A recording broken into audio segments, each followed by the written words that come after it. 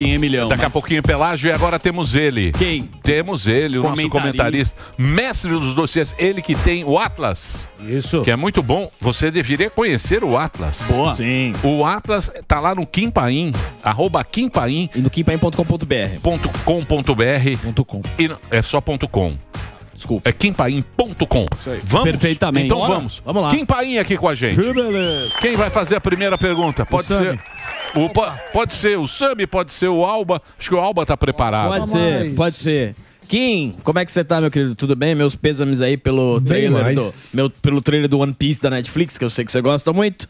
Mas a questão que a gente vai tratar aqui é a reforma tributária. Como é que tá a reforma tributária? As discussões da questão econômica e também essa taxação do Pix que a gente tava repercutindo aqui com o Sami. Como é que é isso aí, Kim? Pois é. A questão de reforma tributária, eu acho que assim...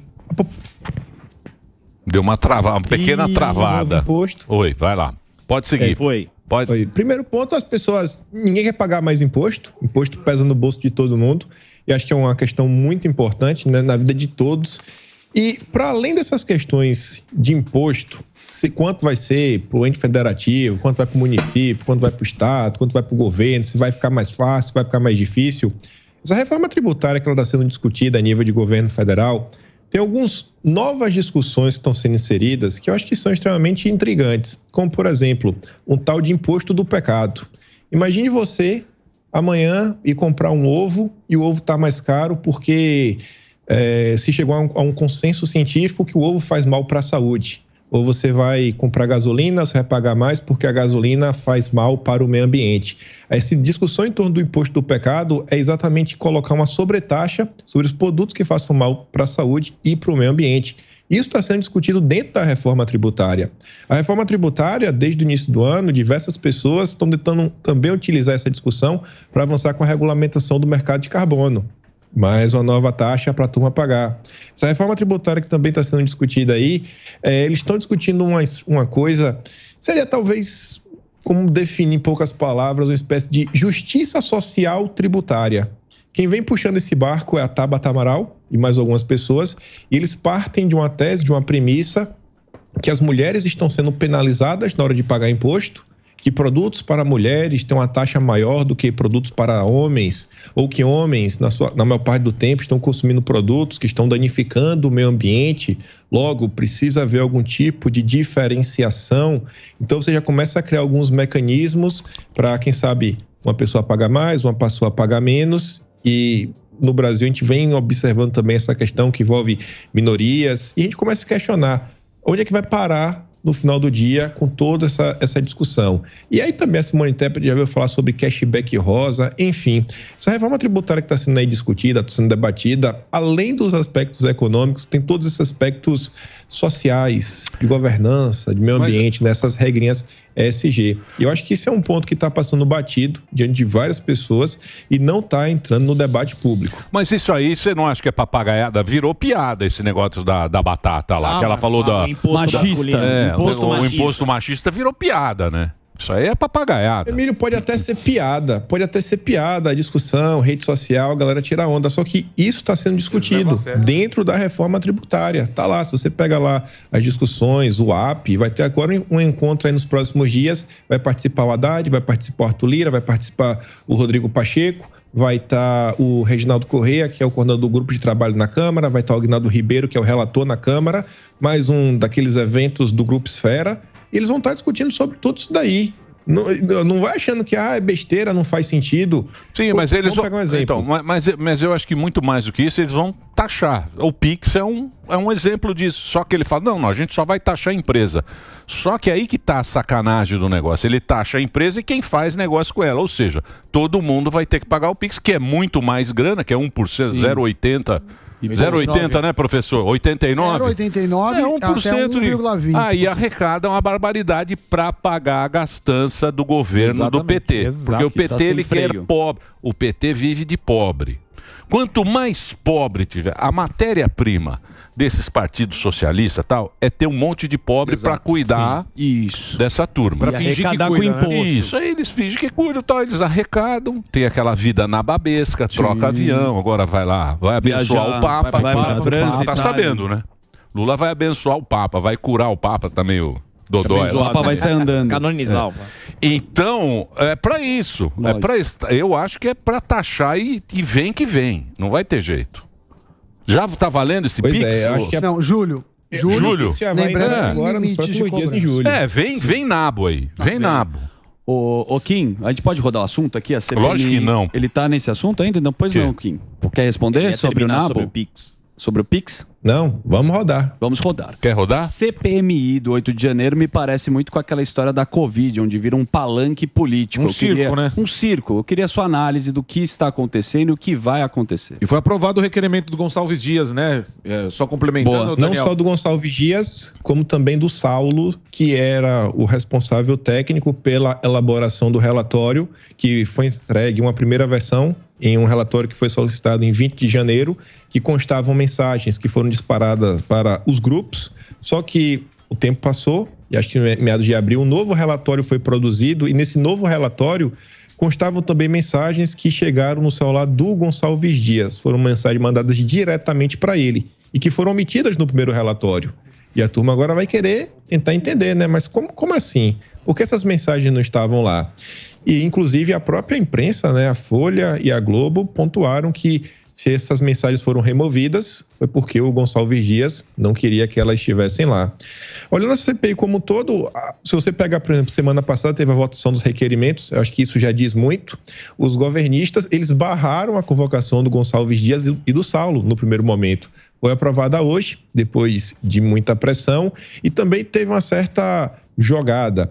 A turma do governo, eles queriam priorizar a convocação do Cid e também do Anderson Torres, já começar por eles. Só que aí o Arthur Maia, que é o presidente da comissão, talvez não quisesse se indispor, talvez está querendo também dar uma certa pressão, porque a coisa fica complicada e eu acho que ninguém quer participar de uma comissão que, ainda que termine em pizza, vire um circo, como foi a CPI da pandemia. Então, por mais que um requerimento ele seja aprovado, cabe ao presidente da comissão pautar a convocação do cara, né? O dia que ele vai lá prestar esclarecimentos. Então, o Arthur Maia, ele pode ficar postergando, sei lá, 2 semanas, 1 mês, 2 meses, sem marcar, por mais que o requerimento do Cid e do Anderson Torres estivesse marcado. E aí a turma falou o seguinte, vota aí o requerimento do Gonçalves Dias e a gente resolve tudo. Então, o presidente deu um certo tranco, né, o jogo de cintura, teve a cobrança da imprensa também, para surpresa de muita gente. E o que eu estou observando pelo dia de hoje, e o que eu acho que pode acontecer nos próximos dias, é o governo não conseguir encontrar o que eles querem. Pode tentar levantar algum tipo de narrativa, de falar, não, olha só, aquilo outro, etc, tudo mais, tentar vir com essa história de golpe. Só que eu acho que é muito difícil, de verdade, conseguir emplacar essa história. Porque eu acho que conforme o tempo vai passando, chamarem algumas pessoas, em tese, as pessoas bombas, que têm informações bombásticas, vão pegar o próprio Anderson Torres. Eu acho que vai ser difícil a oposição tirar alguma coisa dele de que, olha só, esse cara estava envolvido. Porque quando você olha até o que saiu na imprensa nos últimos, assim, no período, o cara estava de férias nos Estados Unidos, ele não saiu de férias no calar da noite. É uma coisa que foi anunciada com certa previsibilidade, até porque ele foi para os Estados Unidos, foi para a Disney, foi com a família. Não é uma viagem que você leva os seus filhos assim do nada. Então, acho que vão chegar a uma certa conclusão que, beleza, aconteceu um ato de vandalismo.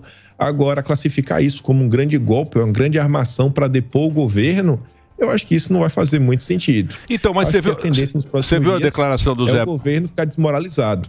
Você viu a declaração do Zé Múcio, né? Ele é da Defesa, né? Ministro da Defesa, Zé Múcio.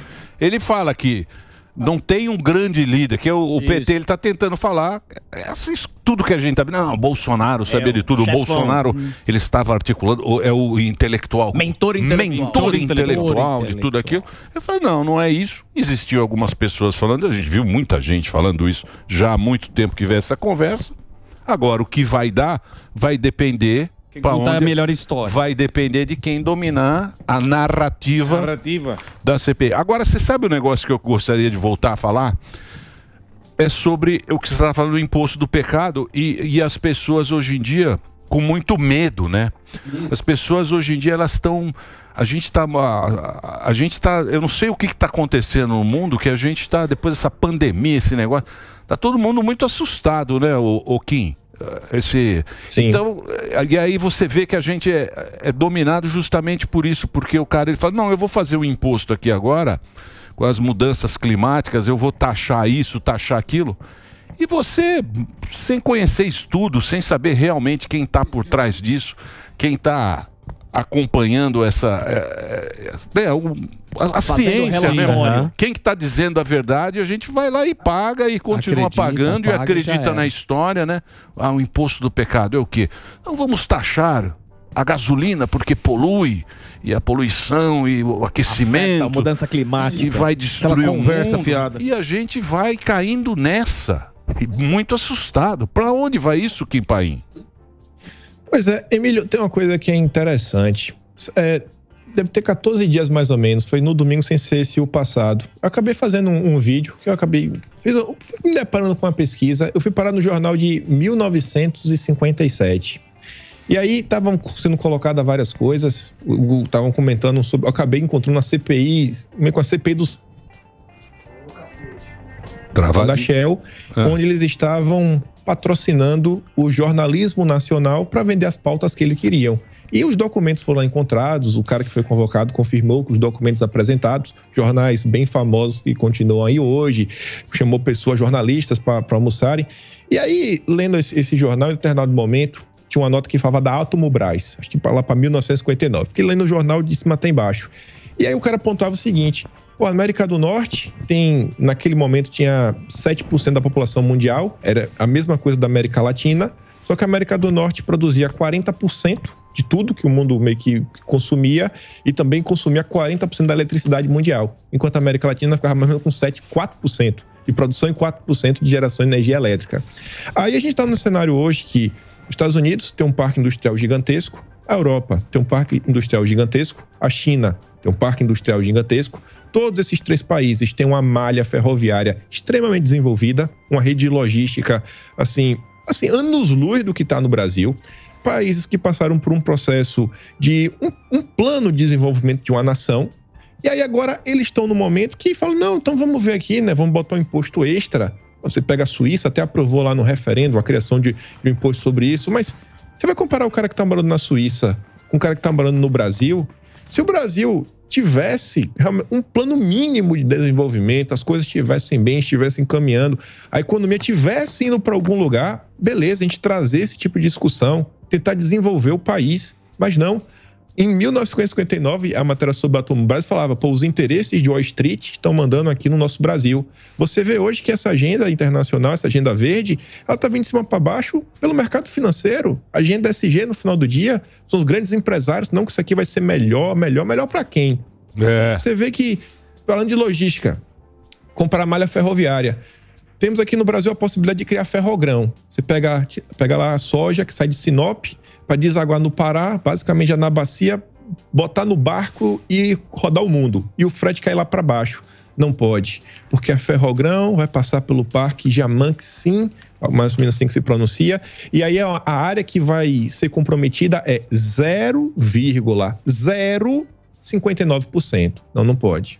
Não pode, porque as ONGs não estão deixando, porque o IBAMA não deixou, porque o CMBio não deixou, porque a FUNAI não deixou. Aí tem uma estrada que ia conectar o Acre ao Peru. Não pode. Porque vai passar na terra indígena, são 216 quilômetros, não pode? Não, isso é um absurdo, é isso. Ou vai construir a BR-319 para conectar Manaus ao centro, como ali, Rio Branco. Não, também não pode. Não, é um absurdo, porque vai ajudar que as pessoas entrem no meio da clareira da Amazônia. E aí você fala, a gente vai para onde? Aí o Lula, nos últimos dias, falando o seguinte, não, tá vendo aquela árvore ali? Aquela árvore tem 300 anos. Aquela árvore não é minha, não é nossa, é da humanidade. Não é mais do Brasil, perdemos a soberania nacional. Qual o projeto de nação? Para onde vamos? Estamos perdidos. A deriva.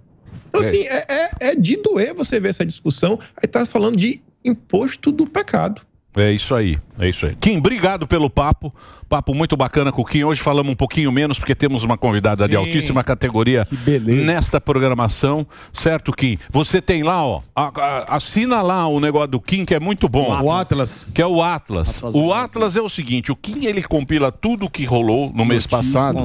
Tudo que tem dos consórcios e tal. Do Twitter, das redes sociais, e aí ele publica.